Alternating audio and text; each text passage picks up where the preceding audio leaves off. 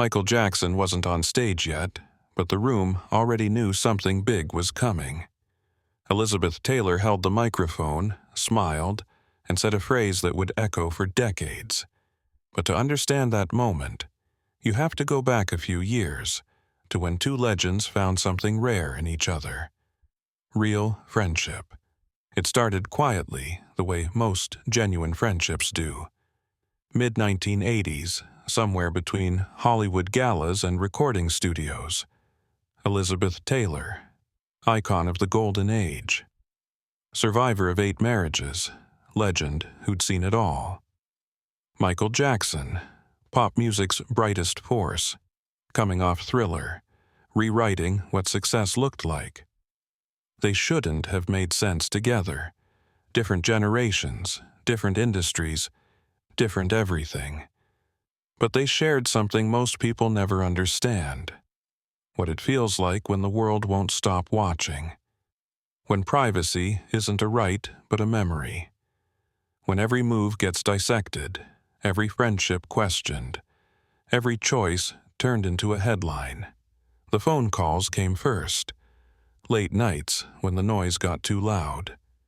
Taylor knew the weight, decades of cameras, headlines, rumors that never died. Scandal that stuck even when proven false. Marriages analyzed like case studies. Children's lives turned into tabloid fodder. She'd learned how to carry it, how to build walls that let some light in but kept the wolves out. Michael was still figuring it out. The same media that celebrated Thriller turned vicious the moment he did something they didn't understand. They wrote cruel headlines, twisted innocent choices into sensational stories. The truth didn't matter, only the spectacle. "You don't owe them everything," she told him once. "Keep something for yourself." He listened. She didn't talk down to him, didn't treat him like a kid star who got lucky.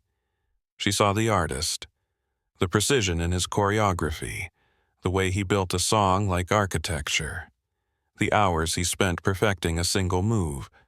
"He's not just a performer," she told friends. "He's an artist." By 1988, the friendship had deepened. Michael was building Neverland Ranch, his escape from the madness, a place designed not just for privacy but for peace, a place where he could be something other than the most famous person on the planet. Taylor visited often. They'd walk the grounds at sunset, past the amusement park rides that sat still and quiet when the crowds weren't there, through gardens that bloomed without photographers lurking behind the hedges. They talked about everything and nothing, about art, about loss, about what it costs to live in the spotlight and whether any of it was worth it. She understood what he was creating, a sanctuary, a place where the world couldn't reach him, where innocence could exist and peace felt possible. And Michael found something he desperately needed, someone who understood. Not a fan, not a business partner, a friend. March 1989. Taylor's phone rang. Soul Train Music Awards. Michael Jackson was getting the Heritage Award for Career Achievement. Would she present it? She didn't hesitate. Of course, he deserves it. She'd seen his work ethic. The Bad Tour had just wrapped, 123 shows, 15 countries, 4.4 million people. 7 sold-out nights at Wembley Stadium, record after record falling. And through it all, Michael stayed focused, never complained, just worked. Taylor knew what that award meant. It wasn't just another trophy. It was recognition from the heart of black music culture, the community that raised him, the sound that built him. She wanted to get it right. April 13, 1989. Shrine Auditorium, Los Angeles. The energy inside was electric. Soul Train Awards always brought out the best in black excellence. Music legends filled the room. Veterans who'd paved the way. Rising stars proving themselves. The air smelled like perfume and ambition, thick with anticipation. This wasn't the Grammys or the AMAs. This was family, this was home, and tonight they were honoring one of their own who'd taken the sound worldwide and never forgot where it came from. Backstage, Michael moved quietly through the crowd. Calm, focused. A few friends around him, but he wasn't the type to work the room. He never had been. Even at the height of Thriller madness, he stayed reserved. He'd show up, do the work, let the music speak. People respected that. In an industry full of performers desperate for attention, Michael's stillness was its own kind of power. Taylor arrived in a shimmering gown, cameras flashing. She smiled for the photographers, but her mind was already on what she wanted to say. This wasn't just another presentation. This was her friend. Someone who'd sat with her in quiet moments when the world felt too heavy. They found each other backstage for a brief moment. "You ready?" Taylor asked. "Always," Michael said, that soft voice carrying a smile. "Thank you for being here." "Nowhere else I'd rather be." The show moved fast. Performances, awards, applause. Then the moment came. The announcer's voice cut through. "And now, to present the Heritage Award for Career Achievement, Elizabeth Taylor." The room shifted.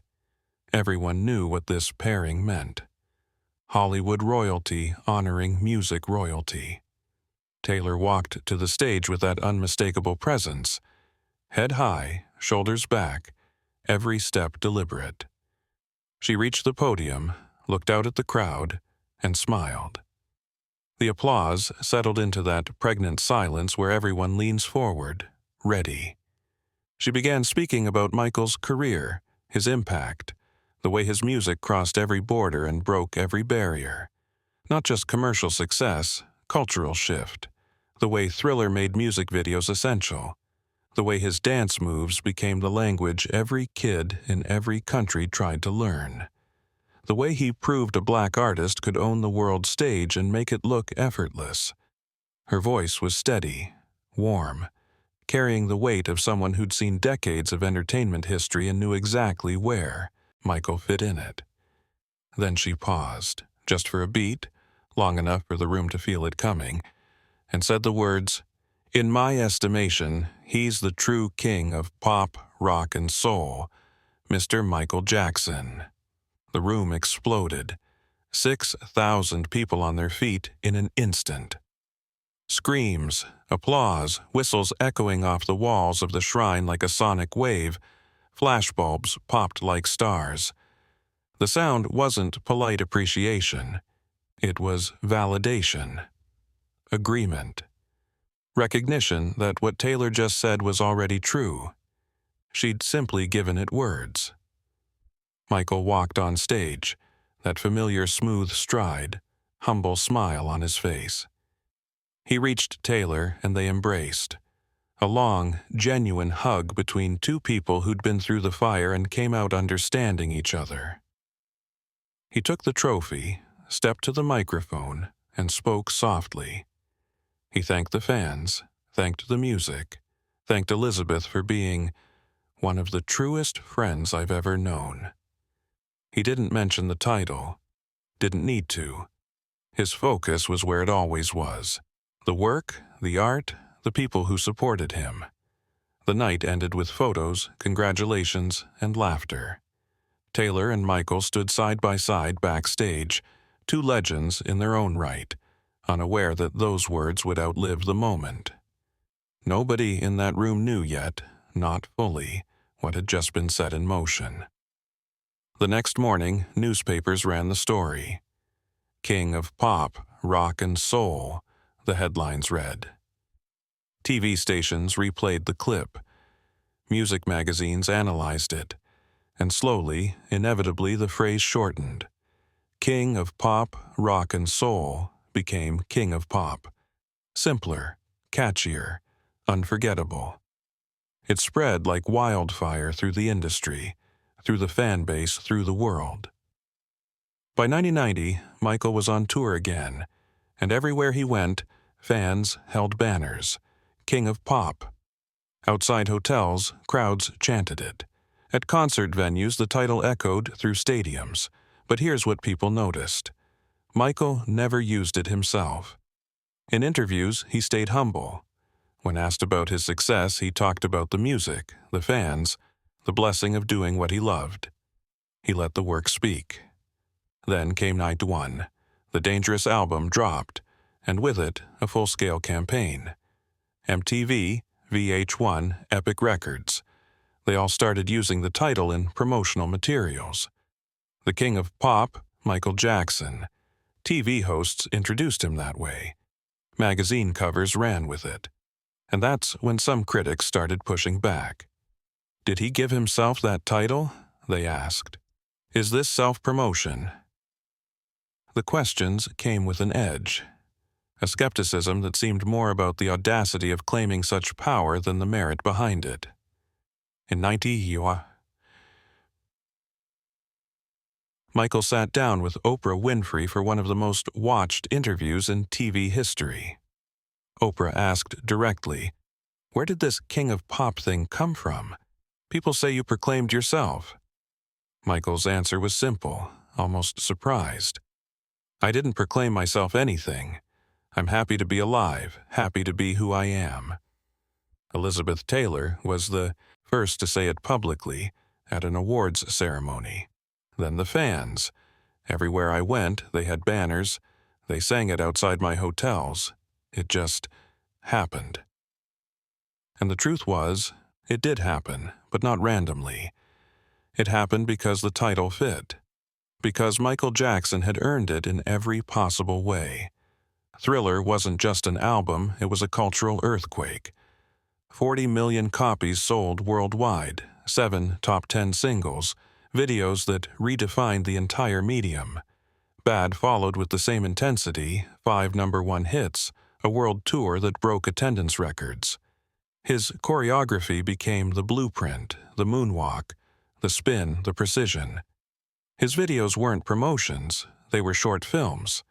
Beat It, Billie Jean, Smooth Criminal, each one raised the bar. He didn't just make pop music. He changed what pop music could be. Elizabeth Taylor's words weren't an invention. They were recognition. A friend seeing what the world was already witnessing and putting it into 7 words that stuck. The years rolled on. Other artists got called Prince of Pop. Justin Timberlake, Justin Bieber, names that came and went. But King of Pop stayed with one man. In 2009, when Michael passed away, every news outlet in the world led with the same phrase, "The King of Pop is gone." There was no debate, no asterisk. The title was his. In 2022, Rolling Stone magazine tried something bold, or foolish depending on who you asked. They put Harry Styles on their cover with the caption, "The New King of Pop." The backlash was immediate and fierce. Fans flooded social media. "There's only one King of Pop," they said. "You can't just hand that title out." Rolling Stone pulled back, clarified, backpedaled. Because the truth was undeniable. That title belonged to Michael Jackson, and no amount of marketing could transfer it. Why? Because Michael didn't wear the title. He lived it. Every album, every tour, every performance reinforced it. He didn't ask for the crown. He built it, note by note, step by step, video by video. And when a friend stood on a stage in 1989 and said what everyone was already thinking, it became official. The story comes full circle to that night. April 13th, 1989. Shrine Auditorium. 2 legends, 1 moment, 1 phrase. Elizabeth Taylor didn't create a title out of thin air. She named what was already true. And Michael Jackson, in his quiet, humble way, carried it forward by doing what he always did, letting the music speak. Some titles are given, some are earned. Michael Jackson's was both, and it started with a phrase from a friend who saw what the world would soon know.